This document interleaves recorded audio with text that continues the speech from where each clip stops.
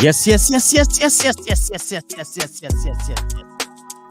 Oh my goodness, we're back again. You don't need to the people. Thank God it's Friday from here. Another clear from United States. I'm ready to kick it in. I'm ready. All right, people. Let's do this. When it rains, it pours heavily. Gameweek 18. Oh my goodness. I mean, 18. What are you thinking?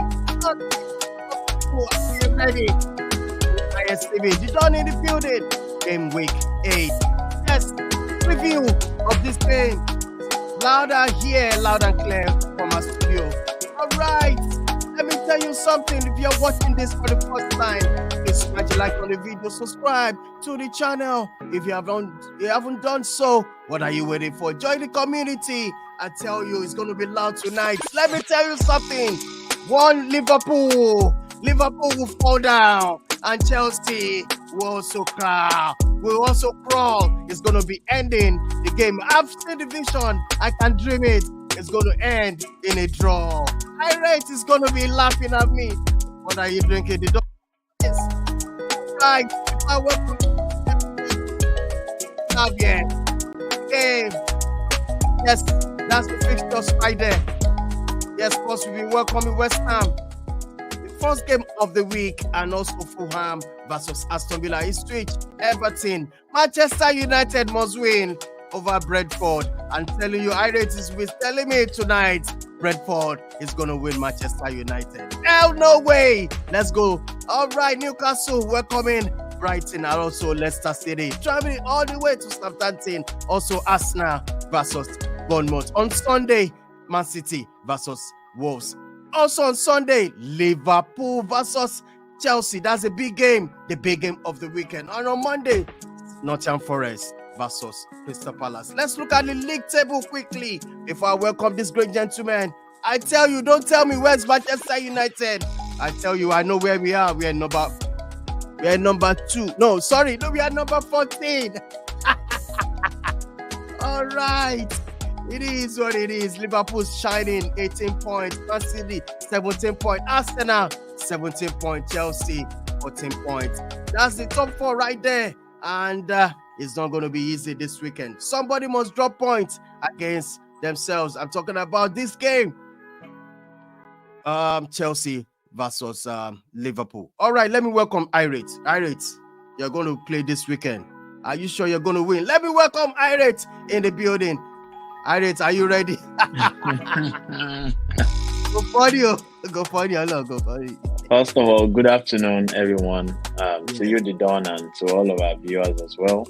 And it's good to be back to club football after the especially when your club is doing well after the international break. You know, you really don't want the international break. But then the international break came, and it has come with a couple of injuries, which I know we would talk about as well. But yeah, it's really nice to be back to club football. We miss it. It's like a daily dose. We miss having that dose every day. So it's good to be here. And you made a statement that when it rains, it pours. Yes. And you have to look at the other side of the table to see Man United, who are supposed to be a giant of English football. I mean, they historically they still are, but with every passing day and week, the decision to keep Ten Hag by Ineos, the new owners, seems to be a very bad decision. And they should be setting the tone for, taking over the ownership of the football operations in Manchester United.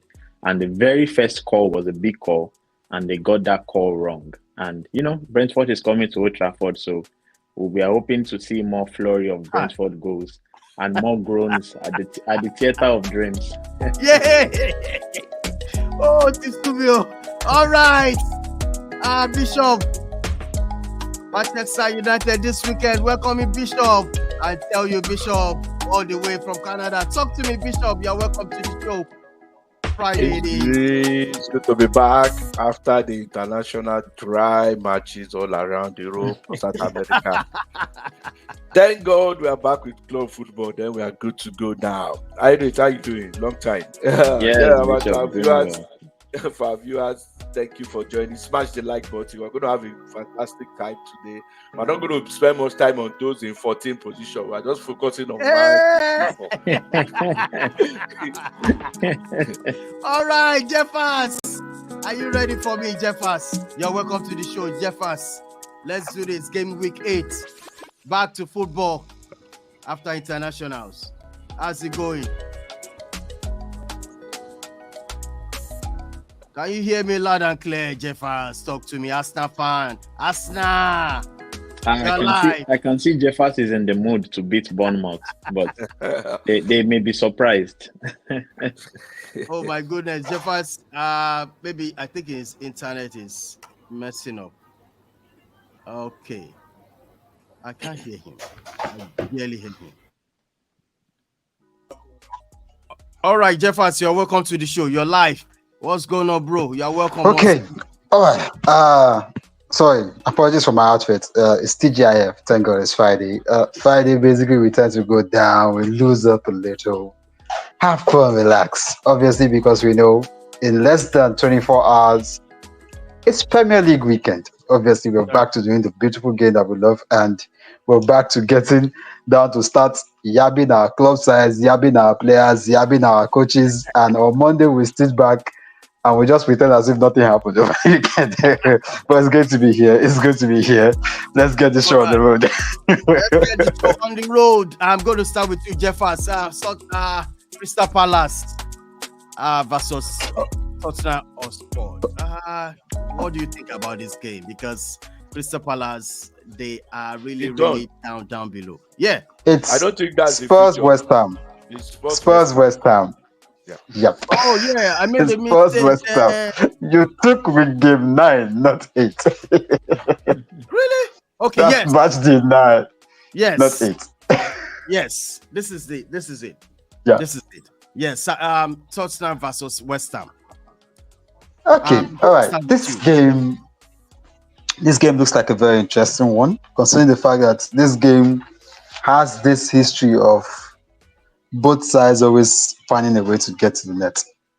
This game actually, as far back as possible, we've always had both sides scoring in this game. I think it's just just one game in the last 6 has had one side not scoring actually.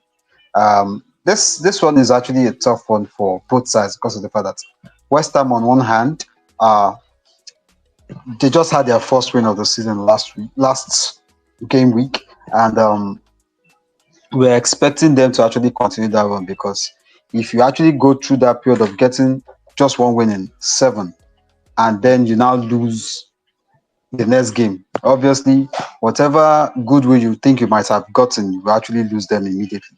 The fans will not pity you. And Spurs, on the other hand, well, the last game will still be in the back of their memory, because I think it's only Spurs and Ange Postecoglou that can actually explain how you were leading 2-0 by halftime, and by full time, you ended up losing 3-2. It's going to be a test of fire for both sides. And to make matters even worse for both sides, is a derby. It's a London derby. So definitely everything has to be on the works. There's a possibility if Son will actually play, although I don't think he might be able to make it for this game. I want to see how Postecoglou actually works up his team. Although the good news he has is the fact that Richarlison actually traveled with the squad, so he might actually be playing a part in that game tomorrow. For West Ham, I think this person is still out. Fulkrug is out. There's no specific date on when he'll be returning. But this game is a game I expect goals, honestly. But I can't put my neck on anybody winning, so I might just want to settle for a draw in this one. A draw in this one. I expected nothing less. Draw. When it comes to Tottenham, what we ask our fans say, draw now. No problem. Look, I'll be honest with you. Spurs are the least of Arsenal's problems this season, in all honesty. We know they're the same category. Just forget it. Simple. We're not talking of the category that you guys are. Yes, Arsenal is actually a step ahead of Spurs right now in terms of everything. But what I look at in this game, just like you said, Son is coming back. Son is going to start. I expect him to start. Richarlison, for me, even when he's Okay. 100% fit, he doesn't get into that team again. At There's all. nowhere you There's say no way. he cannot bench Shola. Not that he can't bench Shola, but he can. But they won't want to put a 65 million pound player on the On the bench for bench. him. On So the I don't bench. think I don't think it will be there. And on the left hand side, Johnson is doing justice Justin to is doing everything. wonders. So Yes. I don't think they want to keep that form off him. So where does he play? Madison? No, Madison is No. not going anywhere. So Son takes that other side. So everything is worked up for them. But for me, this game, West Ham is a bad traveler, very bad traveler this season. They are going to get whooped. Just like you said, there's going to be many goals. There's ready to be like 4-1, 4-2 in favor of Spurs. For 1-4-2. Yeah, My worry with that prediction is you said 4-1. I have no issues that West Ham score, but every time I look at that Tottenham defense line, I am seeing goals because they somehow find a way to just expose themselves every time. That's my major worry. I agree with you 100%. That's why I said 4-1 or 4-2. if you look at the Tottenham backline you talked about, individually, it's not like these guys are bad players. It's all They are about not bad players. it's all about the Teamwork. coach's setup, right? Yeah, it's about how the coach sets them up. And this game is about two managers. I mean, one is under pressure, the other one is not under pressure. But I think he should be under pressure post-Ekoglu because he might have had a pass in his first season, but this is the second season, and we are still seeing the same Tottenham we saw from last season. So even at home, you don't know which Tottenham is going to turn up. That is the problem Tottenham fans have right now. Is it the one that will attack, score loads of goals, but then also keep leaking goals at the back? Romero is not a bad defender. Van der Ven is not a bad. We see them with their national teams. But how is Postecoglou setting them up? You were 2 goals up in the last game, and you instead of you to, if it was Liverpool or Man City, they will keep possession of the ball. You consolidate. Turnovers. You make sure that the team remains tight together and they don't give the ball away.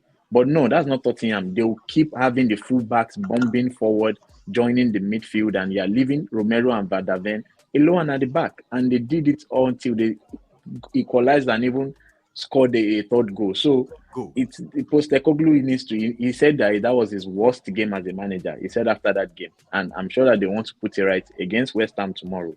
West Ham, on the other hand, have a manager that was saved by the last game, because if he had lost that game, I think Lopetegui would have been out already.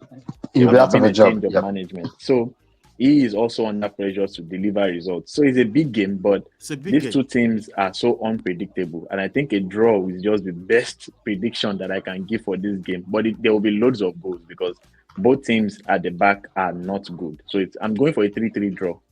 Pure entertainment. All right. I hope you know it's an early kickoff. Generally, 12:45 games don't exactly produce that much goals. So I think we might just want to stay on the safe side. Maybe 1-1. I think these two teams are so bad defensively that they will both that they will actually break that record. They will break that record. I agree with Irene. The defense are shambles. Shambles. I'm telling you the truth. All right, guys, let's move on to this game: Fulham versus Aston Villa. Bishop, this is another. It's going to be a cracking game. What do you think, Bishop? Yeah, Aston Villa, my inconsistent team of the season. Go to Ipswich and can't get a win. Come back to Man City and beat Man City. All those. That's what they are doing for. After beating by Munich. After beating by Munich, you can't beat it. They drew to Man United. So they now drew Man United without goals. It's just the inconsistency for me. And this is, I'll put Emery down here now. And this is why when they bring this, if Emery was in Arsenal, he would have won the title. This is why I don't believe that argument is true. Because you have a chance to show consistency in the face of just 3-4 games. You can't. Now, I'm going to excuse him for something because his defense, some of his defensive or the ones that should start defensively, they've been injured. But thank God they are back. Minks is back. Kosai is back. Dini is back. So all of them are back now. So I want to see him consolidate more on the defense side because they too, just like Spurs, people might not have taken note. They also concede some silly goals. They concede Exactly. some silly goals like Spurs also. Although they have the players, not as better as Spurs, but they do have good players that I like to see them play. So if he's able to consolidate that defense and the midfield together, for me, I think it's time he looks for a way to tweak his formation to allow Duran and Watkins start together. That is what these managers are paid every money to do. You are paid this money so that when you have this kind of problem, you don't say it's a problem. No, you see it as an opportunity. How do I utilize it to the most of my advantage and to the disadvantage of my opponent? Duran is on form. Yeah. Keeping him on the bench, On the bench. you are killing him more. Crazy. It makes no sense. All teams are looking at him. That's what I'm saying. If this guy continues like this and finish this season, coming in 30 minutes, 25 minutes, a good team like Chelsea is already sniffing around. They will snap him up. They will snap him up. Forget the new contract he signed, though. Forget the new contract. Someone else will The carry new him. contract is for a big team to bring big money. Bring for money. him. It's for a big team to bring the box. That's just it. Exactly. So, as a manager that earns that much, you need to look for a way to tweak your formation to allow both teams, two players that are good. It gives your opponent more to think of defensively. Yeah. So this is why you show us why you are a manager, not just bearing I'm a manager, I've won 4 UEFA Cup. Thank you. Come and show it now. Yeah, this is what we are waiting for. So for this match, Fulham, for me, I don't think at home Fulham looks to be strong, but I don't think they will put up a much of a fight against this Aston Villa, rested and ready to go after the international break. For me, I see Villa taking this game. No surprises for me. Irate, you want to say something? I was just going to say, let's take it easy on the Duran narrative because I think he's still a young player. Would you pick Duran over Watkins? I would say no, because Watkins is more experienced and has been in the game for a longer time. So eventually Duran will leave, whether it's coming off the bench. If Duran starts games and he doesn't start scoring the goals, that's where there might even be a bigger problem because people will ask questions. You have an established international like Watkins on the bench. So he would get game time definitely in cup competitions, but at the end of the season I see him going to like maybe a Barcelona or even one of the top clubs in Europe for good money. I think Aston Villa fans already know they will lose him to a big team. That is already sure. And for Fulham, if Adama Traore is half as good as shooting with the pace that he has, finishing is just so bad. Fulham should have won that game against Man City. Hands down. I agree. They should have won that Traore will miss an open net even without a blindfold. That's how bad he is when it comes to finishing. He is that terrible. I have never seen a player look so good in the build-up to an attacking move and then finishes it with the most terrible of finishing. I just don't get it. He has not improved on that over time. It's been the same story. Season he went to Barcelona, it was the same. It was at Middlesbrough, it was the same. It was at Wolves, it was the same. So his end product could have been better. But if Fulham find their gear and their attack actually gels, Raul Jimenez is coming into form right now, I think they would cause Aston Villa a whole lot of problems. And playing at home, I just think Fulham will nick this game for me. I'm going for a 2-1 win for Fulham. How do you think it's already done? How do you think they will nick this game with their midfield? Have you seen their midfield is only Smith Rowe that I'm saying in the midfield, even though they had some good signings. I don't know why he's not playing them or why he's not starting them. And you said for Aston Villa that Duran will start the cup game. I've seen 2 cup games and it's Watkins that started both. So when is he going to get his chance? You said he's a young player. He will get his chance. When will he get his chance? Do you know even for Colombia, he doesn't start for Colombia? No, he started this international. I saw him play. The second game he didn't start it. It was the first one he started. Because internationally, everyone is keeping their player fit. That's why you can see the England defense lineup. First and second match was different. The other players to Germany, same thing. Holland. What I'm saying is, we've seen players with the purple patch. He came on against Man U and nothing happened. So that's why I said people need to take it easy with the Duran narrative because yes, he might be coming in and scoring goals. That does not mean that he is good to start. He might actually start games now and not score as many goals as he was. So let Aston Villa keep their eggs with them right now. Once a team is ready with big money, bring the box. We'll sell him to you. Don't worry. Go and deal with him. But for me, I don't think any manager would have Duran over Watkins. I don't see that happening. All right. Moving on to this. Irate, I'm going to start with you with this one. Ipswich versus Everton. Look at them. Look at the league table there. Ipswich 17. Everton. They are brothers and brothers. I think these are the guys This is a close to. 6-pointer. They are close to Man United. They are the set. Man U set. Yeah.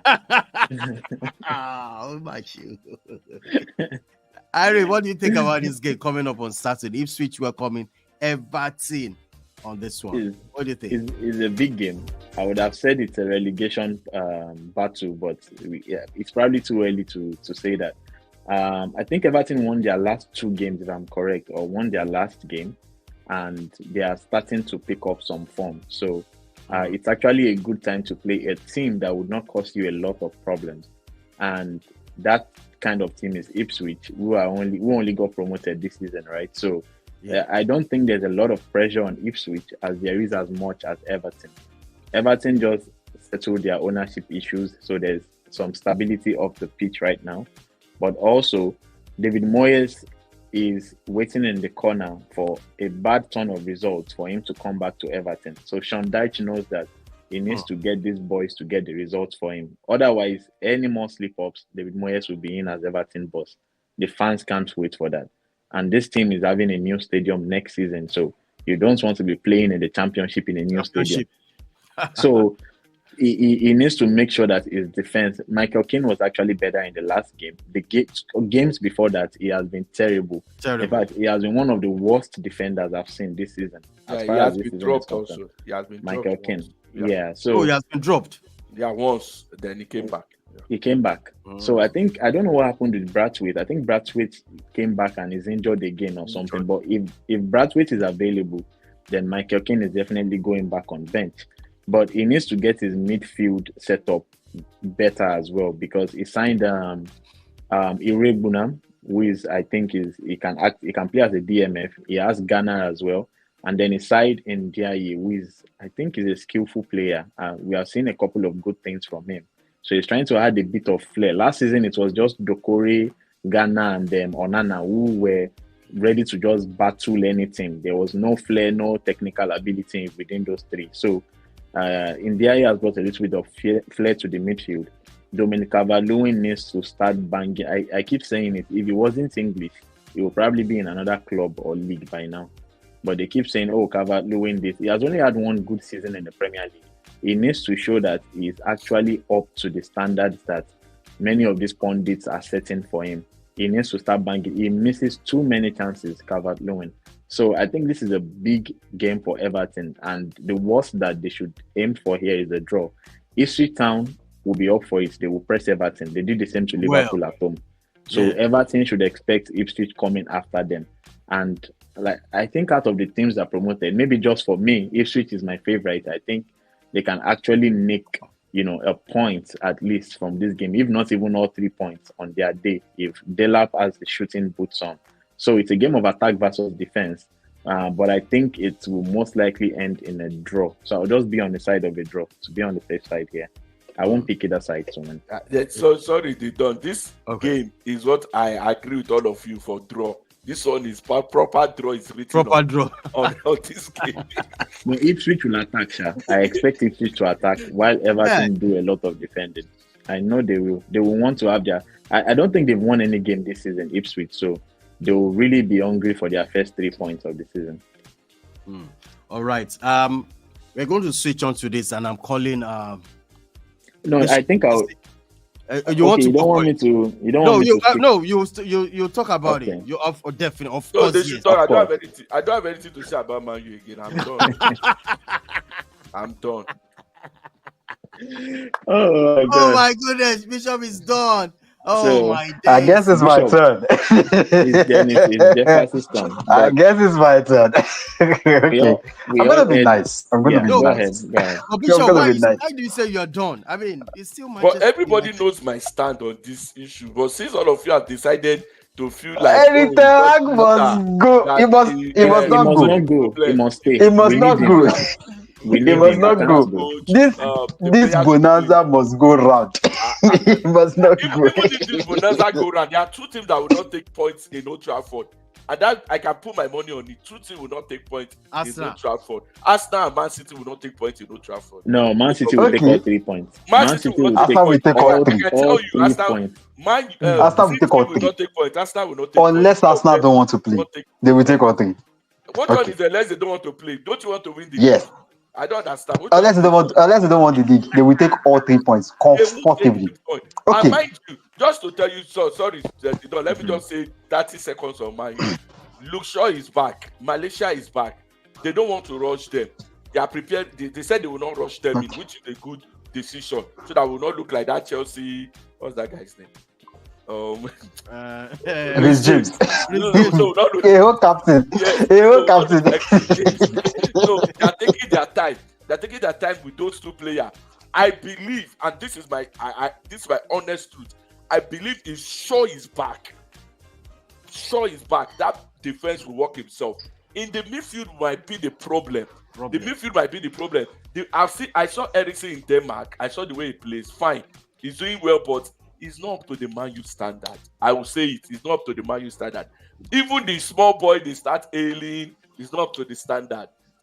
Bruno, for all his tactics and everything, He's injured, by the way, anyway.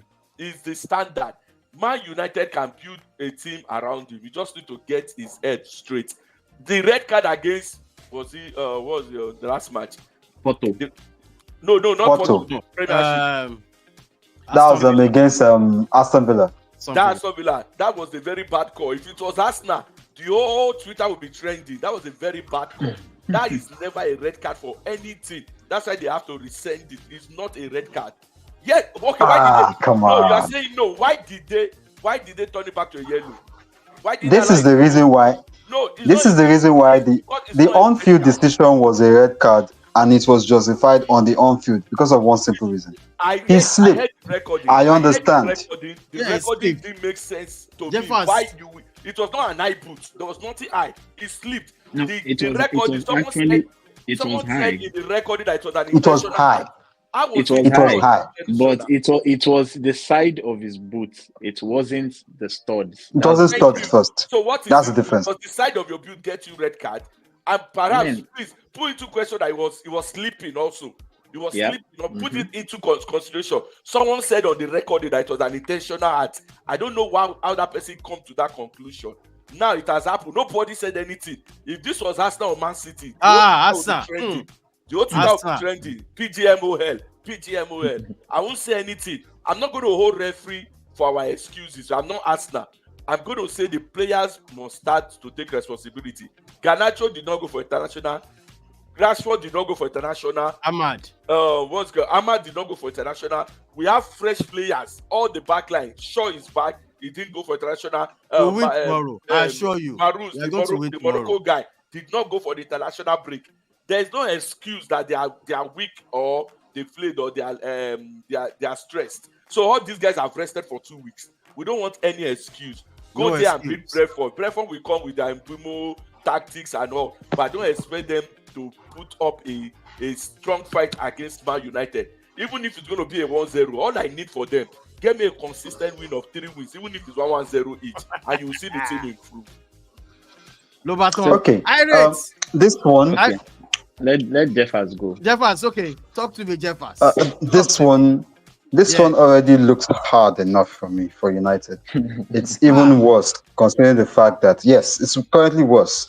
Because I'm looking at the team news and I'm seeing that Maino is actually out for a couple of weeks. I think about 2 or 3 weeks. He has a muscle injury. And I'm happy with that news. Okay. Now, the truth is, at the present state at which I see United, I wouldn't want to trust Casemiro in DM. Because he's a mistake to opening up that midfield. And the thing is this, let's not forget the fact. Casemiro is also another player that can also get a red card for something as very, very little as anything. Absolutely. So that's why I'm worried. And the truth is, right now, this is not the point where United can afford to drop points. They can't even afford to drop one in this game. It's that serious. Because the thing is this, the gap is expanding. Erik ten Hag has no excuses. In fact, I think there were some rumors over the course of the week that United had actually secretly spoken to some managers to take over his job. That's let you understand the fact that, let's put aside the vote of confidence he got last week. His job is still on the line. He has to start getting results. Brentford, on the other hand, one thing about Brentford is this. They always seem to know how to play United. I don't just understand. It's like a consistent thing. They know how to get results against United. Last season that United won 2-1, we basically know what happened. It was Scott McTominay. In the space of a minute, he got the 2 goals. Now he is not there. Who is ready to step up to take that role? That's the problem. That's another question. Brentford seems to have made a habit of scoring goals immediately after kickoff. Can someone tell Onana that his job starts from the blast of the whistle? Because if he starts with those antics, they might hit him before he knows what happens. They have to be careful. Brentford, basically, what they're doing now is they start on the attack. If they're lucky, they get in. And once they get in, they will now settle back and start to watch how you approach your game. They've already done their damage. If you do not get a response as soon as possible, like Wolves saw it the last time, once Wolves gave them the opening to go in, they went all out for it against Wolves, and we know what ended the scoreline. This is a game United has got to be careful. I'm looking at Brentford stats here. Almost every Brentford start here, especially for Brian Bremo, has led to a goal. Almost everyone, apart from he just has about 3 or 4 that have not led to goals. Every other shot he has taken in this game, in this season, has been a goal, which means he is one player they need to watch out for. United have not gone 4 games in a row without scoring since April 1989. This is the wrong time for that record to be extended. They have to find a way to start scoring goals, and it has to be fast. If they don't do it tomorrow, I don't think we'll be talking about Ten Hag on Monday morning. I'm telling you. Unless, because believe in me, to show you how bad United have been when it comes to decision making, you had a manager. Basically, Thomas Tuchel was like, everyone was looking at, okay, Thomas Tuchel had the United job. Then all of a sudden, he's been named as England manager. What were United doing? I have friends who are United fans. Basically, the only thing all of them were saying was, what exactly is it that Ten Hag has got against United that United cannot seem to just accept the fact that this guy is not good enough for this job and get someone else? It's because of money. 7 million. 17. 7 million is the problem. 17. Okay. Now let us put one thing on the table here. 17 million is the problem for United. We know United can actually afford to just let him go. Anthony cost United 60. Right now, as we're speaking, they are looking for somewhere to ship him off by January because obviously it's not working.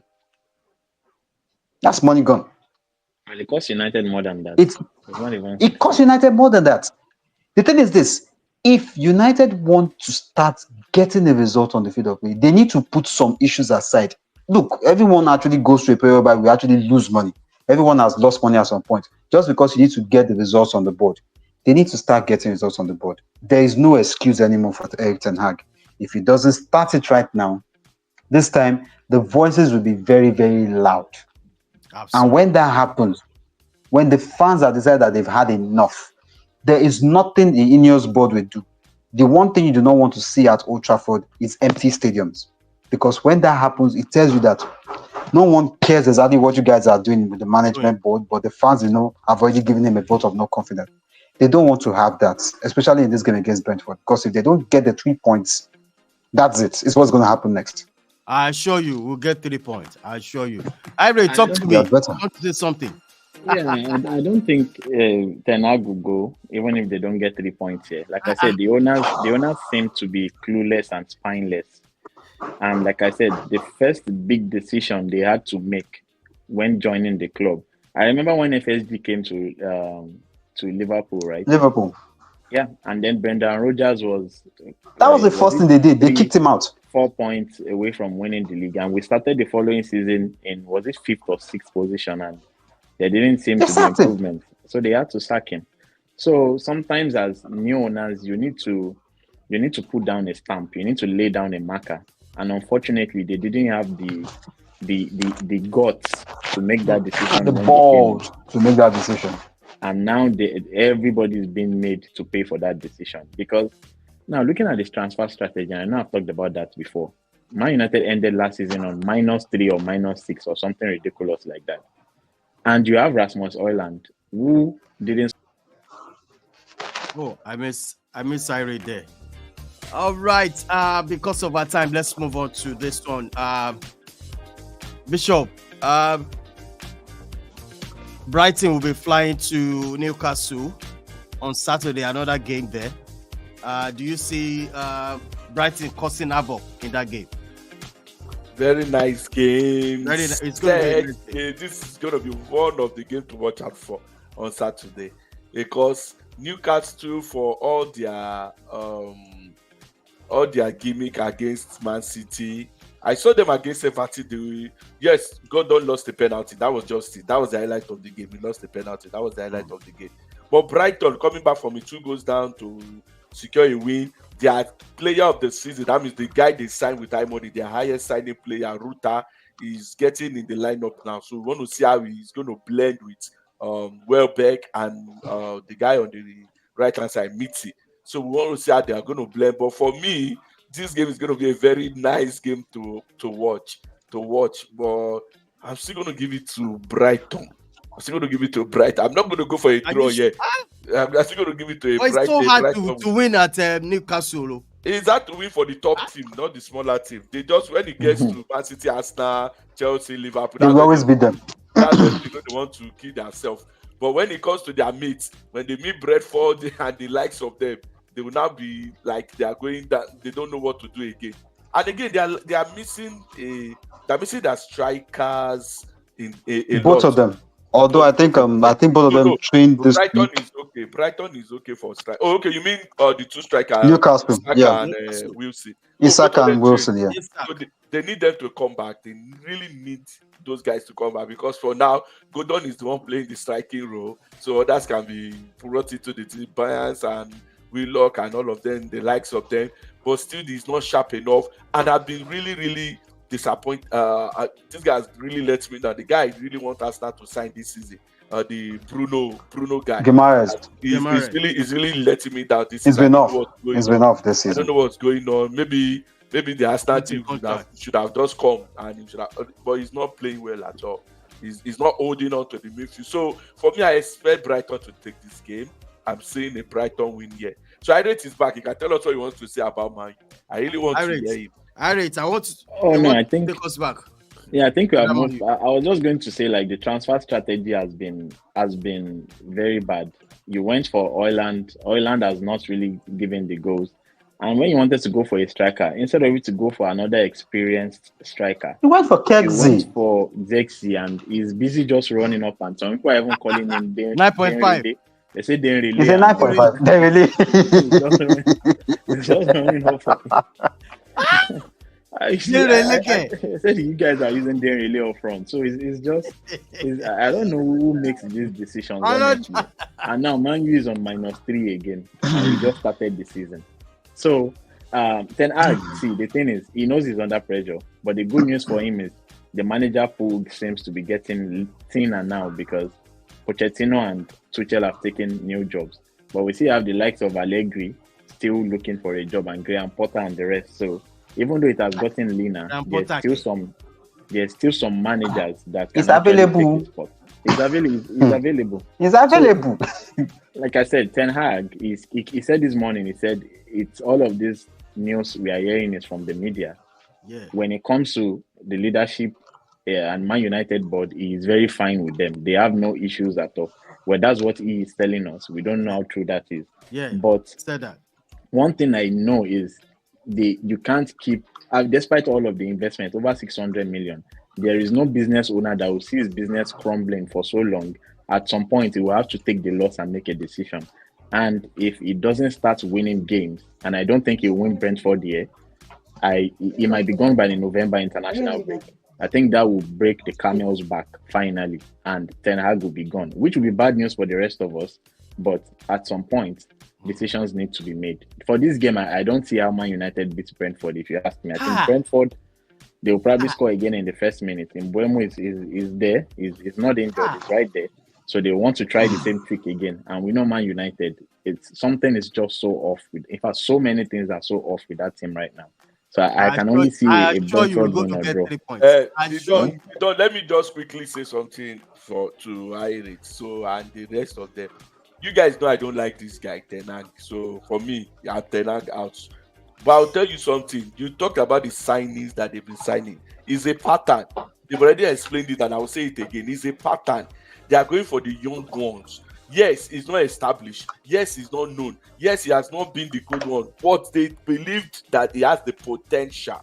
So what they are signing now is potentials. That's why they are giving the defensive midfield to a young man. You understand? When you see the ages of the players they are signing, they're not going for 30, the Casemiro again, or the Maguire again. Now we are going for under 23 players. There's no player that have signed. I'm not talking of the Casemiro. There's no player that they signed this season that is more than 23. Go check the record. So it's their way. That's the way they want to go forward. So I know it's not established. I want to take one thing. Could you guys? That may work and might not work anyway. Yes, so it's a gamble. Yeah, it's a gamble. It might work and might not work. It's a gamble they are willing to take. So just like you said, they are not going to sack him because that is the gamble they are willing to take. Could you guys actually resign Paul Pogba if possible, since he's a free agent? No. Bishop, what do you think about Pogba? If he's 22, okay, I'm not saying anything again. So since he's out the hate, Pogba is a good player. I'm not going to come here and say anything bad about him. He's a good player. He wasn't really good for Man United. But anyway, he's not made for Man United. Maybe in Liverpool we need him. I don't know. Need him? We have far better players. Why would we need him? We have far better players. Far better players. Pogba for what? He's not. Before his ban, he wasn't even making the Juve. He wasn't making the Juve 11 before his ban. So how will he come to Liverpool to come and do what? We don't need him. Yeah. Otikere by you. As of now, he's really small. All right, let's move on to this one. This game. Jeffers, talk to me about this game. Southampton versus Leicester. Are we going to see any interesting game? We might see another draw here. We might see another draw here. Yeah. I think at this point, Southampton is fighting for results. They've come close like twice to actually get their first win. Yeah. They haven't gotten it yet. I think at this point, this is one game I feel they might actually get a result because of the fact that they wouldn't want to expand the gap. And Leicester City, on the other hand, the advantage sides may have against Leicester this is the fact that Leicester City's strikers aren't scoring. Their goals are coming from other positions except the attack. That is an advantage to any side who wants to play the because of the fact that you know that you won't put too much focus on the attack line because of the fact you know that obviously you're going to start Vardy, and Vardy is no longer that young man who used to set the Premier League alight. Vardy is old. It's one of the things we're actually mentioning. Vardy is getting old. You need to have a backup to actually take over the goal scoring mantle. But trust Leicester and Cooper and Cooper. What will Cooper do next? Of all people to go and bring in for Leicester City, he went to bring Jordan Ayew. Ayew is the last man you can actually hope on to get a goal. In fact, Ayew is that bad that right now Ghana are even suffering in the national team. He's that bad. Now, Southampton, on the other hand, at this point, I'll be honest with you, Southampton know that they are down. No arguments. Yeah. The only direction they can actually move on at this point is up. Because believe in me, there's no point in saying they want to move down again. They already lost. The only thing that's preventing them from the bottom is goal difference. So at this point, this is a game whereby might say, okay, fine. The first 7 games were rough games. Almost all the opponents we played were opponents that we knew were going to deal with us. But this particular team came up with us as well too. We know them, we understand them, we've played them several times. I think this is one game that we might actually want to put everything to make sure we actually get the points. And I think if they put that mindset on the back of their mind, they may actually do it. Because the truth is this: if they do not win this game or get a good result in this game, there's every possibility that by Monday morning we'll be hearing that the manager has been sacked. There's every possibility that's going to happen. So they need to do everything to get all 3 points in this game. All right. Okay, so sorry. So just for our fans, this is what I would say. Instead of Iris said Moyes is locking behind for Everton job, instead of it to focus more on this Saturday job, that Everton job is that to bring them out. They should not sack that guy. He will bring them out. I trust him. Moyes should be in contention for Southampton job after this guy is gone, which just like Jeffa said, maybe in the next 1 or 2 matches, he should be out. So Moyes should be at least submitting his CV now and say I'm available for the job. So I think the reason for the links is because, as we all know, he's Everton's former manager. He loves the club. The club He's an loves Everton legend, basically. legend. He's a legend. He took them to the Champions League. They actually lost out in the qualifiers, right? But he took them into the top 4 and Champions League places before. And when he was there, they had the likes of Stephen Pina, Arteta, and these guys. They were always in the top half of the table. That has not been the story with Dyche. Dyche is fighting relegation with them. So it's 2 different things, 2 different ball games. If Moyes comes in, they expect Moyes to take them to at least maybe the Conference League or the Europa League, which we see is capable of doing. He did the same thing with West Ham. So Dyche, on the other hand, is fighting relegation every season. I don't think as an Everton fan, that is good for your body and soul to know that as you are starting a season, you are fighting relegation. So I think that's where Moyes comes in. Will he want to go to Southampton? Maybe, but I think he will want to wait for the Everton job. Also, I think let's be realistic here. I think I just wanted to just put something out there. I'm not sure a lot of people realize the fact that when you talk about the teams that actually set up the Premier League, 5 teams actually did. Those 5 teams were Manchester United, Arsenal, Liverpool, Tottenham, and surprisingly, Everton. So if you are calling these guys the pioneers of what we now know today to be the Premier League, does it not seem strange that at least 4 of them are always challenging consistently for Europe and 1 person seems to be left out? That's something. And in all honesty, Everton have gone beyond the point whereby they will be scrapping for a relegation dogfight season after season. No. Season after season. Everton should be somewhere in the top half of the table. Yeah. And it's looking clearly like Sean Dyche may not be able to do that job. And I'm worried. Yep. There's going to be a point whereby Everton's owners, like the new owners, definitely will have to sit down and start telling themselves, look, we came in because we wanted to take this club to the next level. We cannot be in the next level if we keep on fighting between 15th to 18th. Everton is moving to a new stadium next season. The one thing they do not want to do is move into that stadium and play their very first game there in the championship. It's not good news at all. They have to find a way to start climbing. Seriously, I look at that table and I look at things that, in all honesty, Everton can actually beat a whole lot of these things on this table if they actually are serious in doing it. So the question is, why is it that they are always on the bottom half of the table? It's as if they just tend to be the landlords of the relegation zone. Every other person pays them rent just to stay in that spot because they will not drop. Anytime they tend to drop, they will get 2-3 wins and they will come back up again. You might think everything is okay. Then they lose 1 match and they go back to status quo. It has to change this season. By all means possible. All right. Moving on to this particular game. Arsenal will be facing Bournemouth. Do you see it as a banana skin Bishop for this game, Arsenal? because the way I'm seeing it, Arsenal they might drop points in this game. Hey, what will Man United fans say? Say they will drop. Arsenal. Okay, but sincerely, Never seen like this. it looks like a banana split. Why? To me, I'll tell you why. So I know your own reason is you just want Arsenal not to do Chelsea. But for me, the reason why I'm seeing it as a banana slip is very simple. 6 of their first team player has not been training. That's what we heard. But I know it's their dark arts something coming in again. Dark All arts this magic. it's not dark arts because from the report they say Alva did not train, Saka did not train, Martinelli was injured from Brazil. Who else? And you see.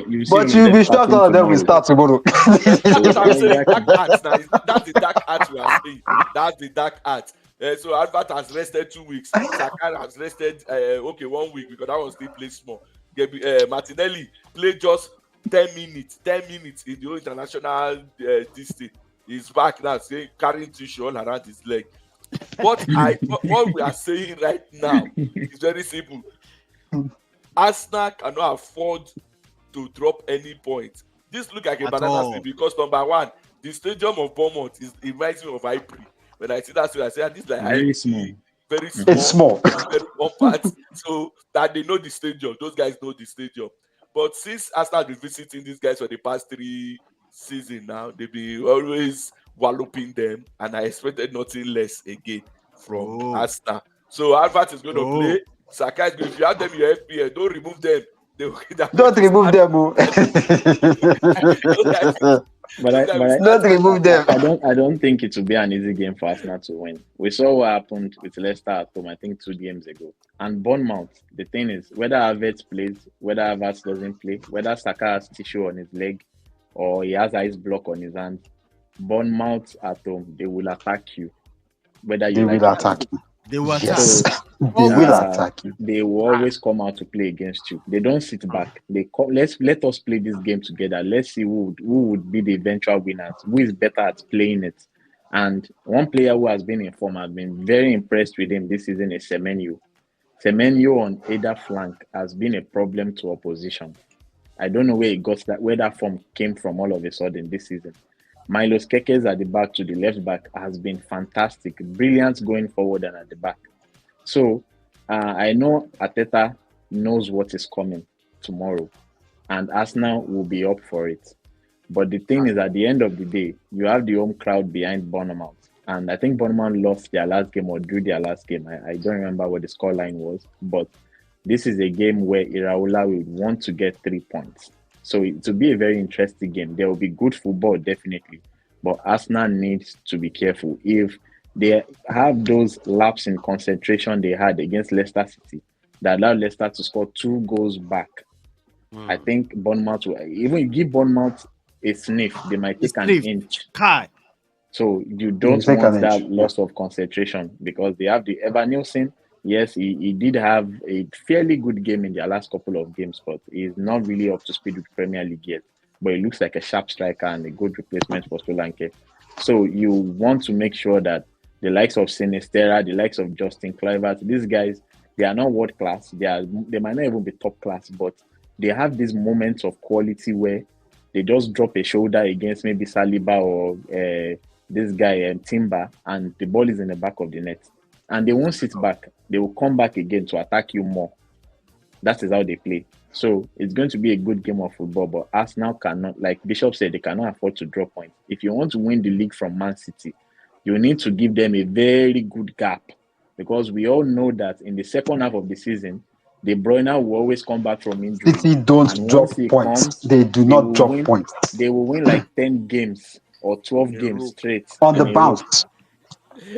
So that is where you need to start giving that clear gap now between you and City if you want to win the league. So it's a potential banana skin, but I think Arsenal will win it eventually. I think they'll win. No way. No way.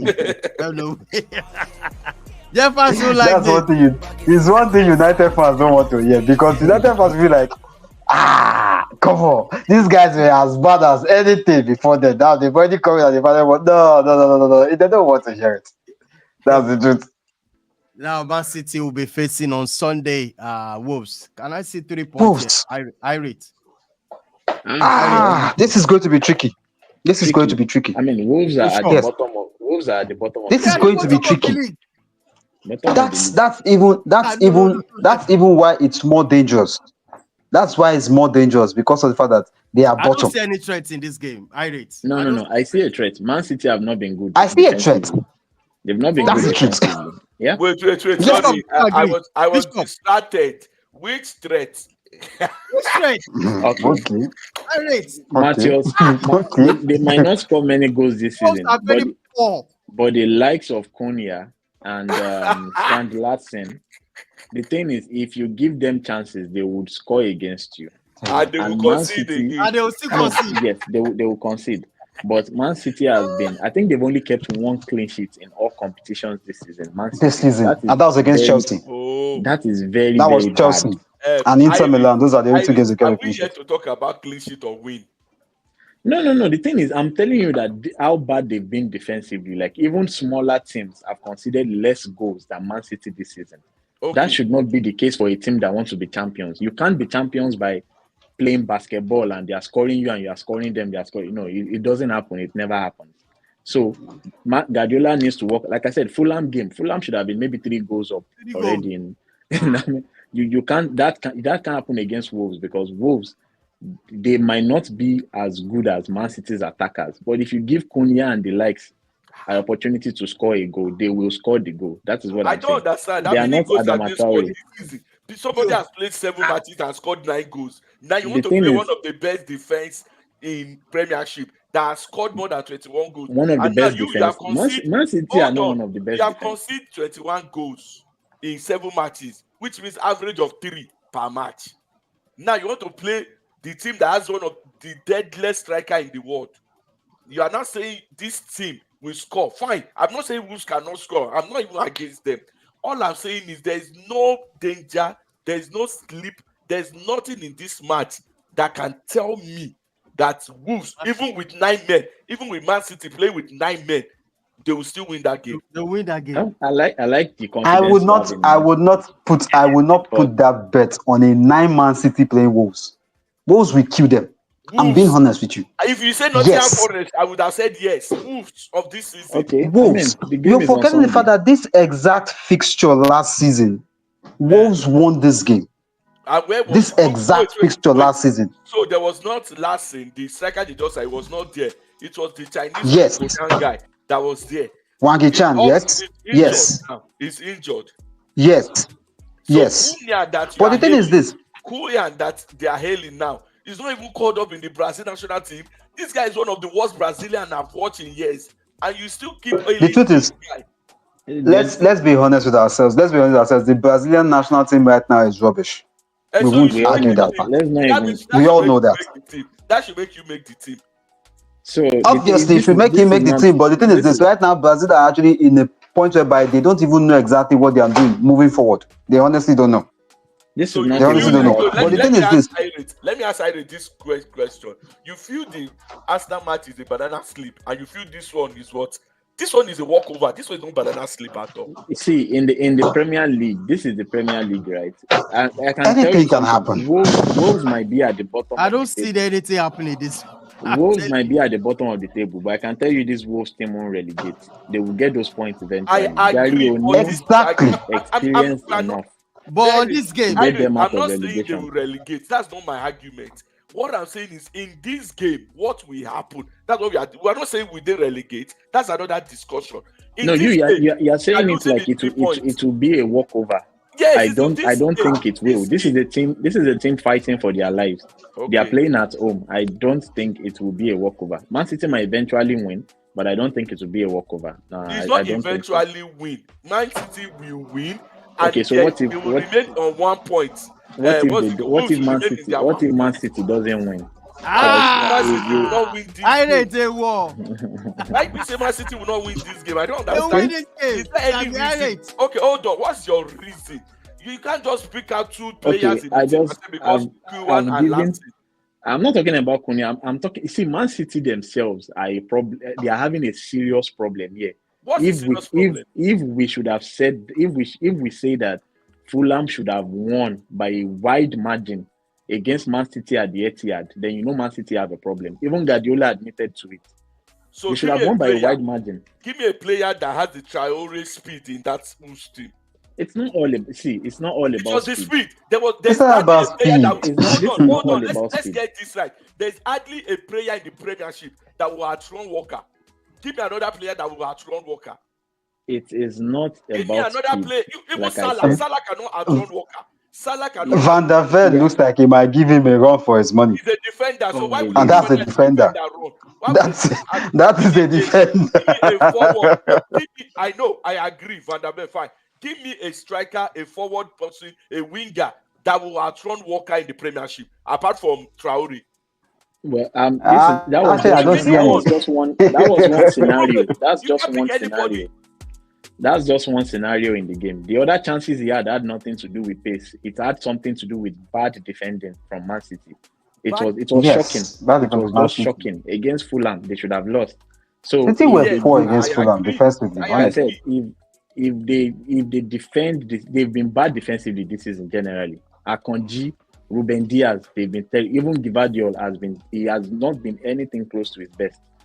Wolves are struggling for their life, and they are at home. Will have the fans. You can't just say to be. I don't see this won't be an easy game for Man City. You can struggle your life against Nottingham Forest, Crystal Palace, and co. Not against the defending. Not this one. 4-time. All right, guys. Okay. Let's talk about the main thing. That's this game. Liverpool and Chelsea. I see draw all over this game. Draw. I see draw. What we ask now? Draw. Of course, that's what Arsenal fans. It's not about Arsenal fans. I am looking at the head-to-head in this fixture.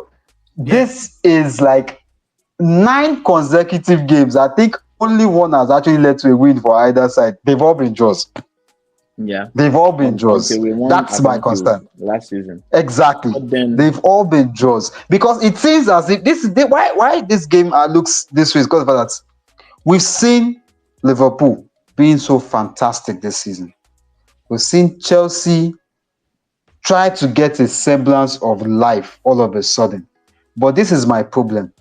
Whenever these two sides tend to face, it's as if everything they've done for the past few games, they forget it. They don't turn up. You will start looking at the match where you're begging somebody to shoot. Is that bad? Is that bad?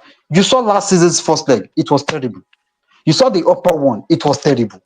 That's my major concern. If these two sides decide to give me a snore fest like they did last season, I'm going to switch off by 30 minutes and I'm done. I'm sorry. You guys will tell me the scoreline when they're done. But the thing is this is it. This is what I'm seeing. I'm looking at the two teams right now. On paper, I would want to give this one to Liverpool because of the fact that I'm picking out man for man, player for player. They are better than Chelsea currently. I think the only exception you might want to pull out of that Chelsea team is Cole Palmer. Apart from him, every other person on the red side is better than the opposite player you have on the other side. But this is it. Tell me. What it will come down to is this. Who is going to hold Mohamed Salah? Cucurella. I don't see anyone. Cucurella won't be playing. He has 5 yellow cards. I don't see anyone. Cucurella is out. I don't see anyone. Who is going to hold Jota on the other side? I don't see anyone. I know why that side is even tricky. They could choose to use Jota there, or they might choose to use Luis Diaz there. Whichever one. Is it James? If James starts this game, James will continue from where he stopped last season. It's a red card. There's no way James is starting. He only is a red card. I don't think it's good. It's going to be good. So now this is where the major threat is coming from. The wings. And that is where Liverpool will utilize seriously. They're going to use the wings seriously. I'm looking at the Chelsea defense line. Yeah, I want to. If Cucurella was there, I might say yes, but he's not there. They are going to use someone else. Wesley Fofana on the other side. I have been watching him, and I'm not actually all too certain on his performance.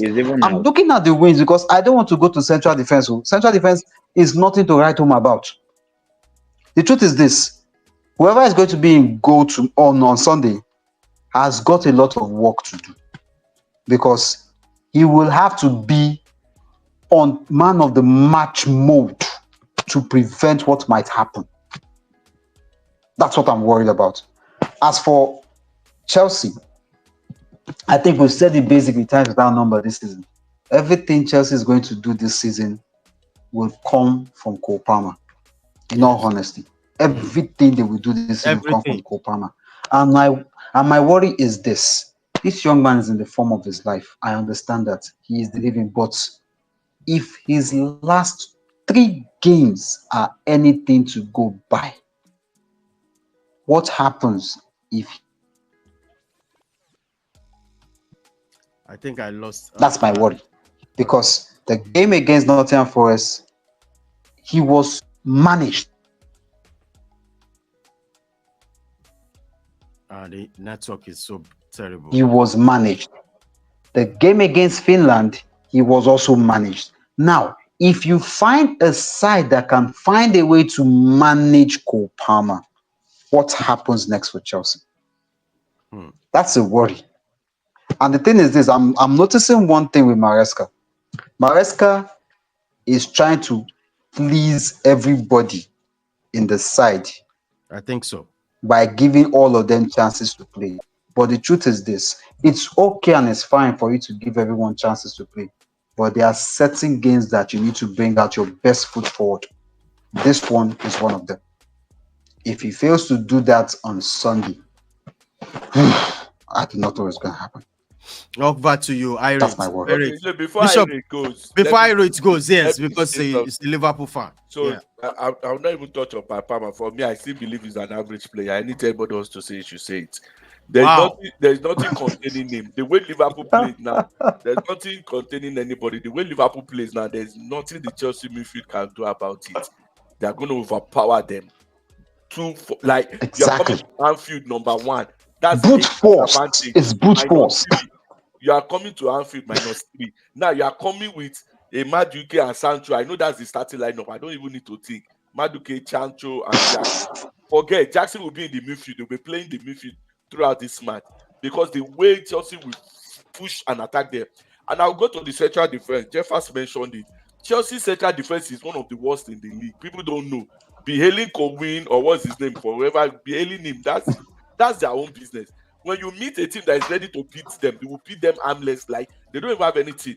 The better his feet, the better for them.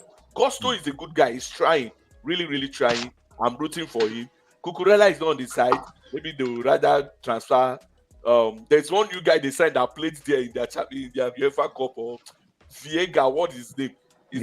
Renato Viega. Oh my God. Viega, yeah. Salah will use him to get back to form. Salah has not been on form, but Salah will use him to get back to form on Sunday. So for me, I've looked at the whole formation, look at how they can twist it. There's no way Chelsea is leaving here with even 1 point. I don't see how. If they leave here with 1 point, then Liverpool will look at themselves and like, what have we done? Because this just like you said, I don't want to go to the other side. You see, Louis, and thank you. I remember this. The competition in the Liverpool forward line is massive. Is as fierce as it has ever been. The only person who seems to have a short end of that stick is actually Darwin Núñez. It's only Salah that has a short. No, it's only Salah that has a short shirt. Only Salah. I mean a short stick means that's the person that they rate the lowest there is Darwin Núñez. And we know Darwin Núñez is dangerous in his own right. You see, Danny Nuez and Jota. Anything can happen with their guy. Anything can happen with Núñez. They are fighting for that forward line. Now, the coach prefers Jota because of some attributes he has. Sometimes he wants Núñez because of some attributes he sees. Luis Diaz has not even locked down the right. He has not locked down that side. He's still up for competition. He plays him and he's still like, no, this guy still have something he's missing. Then we've not even called Gakpo at all in all this we are bringing in. That's going in solid. Now, Just like I can predict Chelsea lineup and say Madueke, Jackson, Sancho. I can't do that for Liverpool. Enzo Fernandez. Anybody can start. Because the only person I can say we start except is injured is Salah. That's the only person I can exactly. say. Every other person can be rotated. People are removing Jota from the FPL not because he's not good, because we don't know if he's going to play this match. We don't know if he's going to start. We don't know what this one. That is the problem. That was how Man City was winning us before, because you don't say Bernardo Silva will start before you know. You never even get team list. He will not make the team list. 40 will start. 40 will just shine like 10 games. 11th game, they'll not put him on the bench. You go bench him. So like what is happening? So Liverpool is in that stage now, and anybody they put wants to impress and say I deserve this shirt permanently. So for me, Chelsea has that one for them. I have looked at the midfield. They don't need to even see. The point is that when you have a striker, when you have someone like Alan, you can like, Alan, now we're going to mark you out. Okay, 2 players, you front, you back. They don't need to mark out Palmer. You don't need Alan doesn't even need 2 defenders to mark him. He just needs somebody who will always kick him. Finish. You've got him out. But in Palmer's case, you don't need to kick him. No, you don't need to kick him. Don't exactly prepare for him. Attack the team. All of them will fold. And for me, Liverpool is going to win this match based on how many goals they can score. Bishop, let me ask Irate for one thing, because I can see Irate is so happy. Yeah, waxing their lyrics right now. But there's something I want to ask you, Irate. What should Liverpool be wary of in this game? I mean, you can't say Chelsea will play too, but what do you think you are not confident of? I mean, Liverpool should be wary of about Chelsea. Talk to me. Yes, that's a very good question. I was going to touch on that because Bishop is singing high praises of Liverpool, which is good. I mean, Liverpool is top of the table and has considered the least goals. Has considered the least goals this season. I know how painful it is to Man U fans, but it's what it is. But, you had to go there, didn't you? Sorry. Talk to me about that. Sorry. So, the thing is, the game will be won and lost in midfield. Wow. And I'm happy Bishop touched on the Palmer, the role that Palmer will play in this game, because everything good Chelsea does goes through Palmer. So if you mark Palmer out of the game, Chelsea is basically they are done. They don't have anything, no plan B. Everything. They are Southampton, basically. They are Southampton without Palmer. So and we expect a combination of Palmer, Caicedo, and Enzo. Liverpool, on the other hand, have McAllister. I think he has injury concerns, but maybe he will play. But Gravenberch is there, and Szoboszlai will start as well. I think. Why are you gonna ask for that? Endo is actually in that team. Endo is on the bench. So, for me, Liverpool need to limit the turnovers. Liverpool should not give the ball away in the middle of the park, and this is why I say so. And we've seen that with Chelsea so many times this season. Chelsea on the counter attack are probably the most devastating team in England right now. They would finish you on the counter attack. Trust me. Madueke, Sancho, Jackson, as long as those turnovers from midfield, they pass the ball straight to Palmer, and Palmer gets it into the right player up front. And you might say, Sancho is probably not the best, or Jackson, he doesn't have the scoring boots on, but they have Palmer, they have Madueke, and if you keep giving them chances, they will score. Liverpool like to keep possession. McAllister and Gravenberch needs to make sure that possession, they keep hold of the ball very well and they don't give it away too many times. Several times this season, Liverpool has given chances to opposition. Not as much as we did last season. I mean, we've reduced that drastically. But sometimes those oppositions get quality chances because we are trying to play out through Gravenberch and McAllister. And maybe for some reason, they don't get hold of the ball and the opposition gets a shot directly from that poor play. A team with better quality would make use of those chances. And Palmer, Madueke, Chelsea would make use of those chances.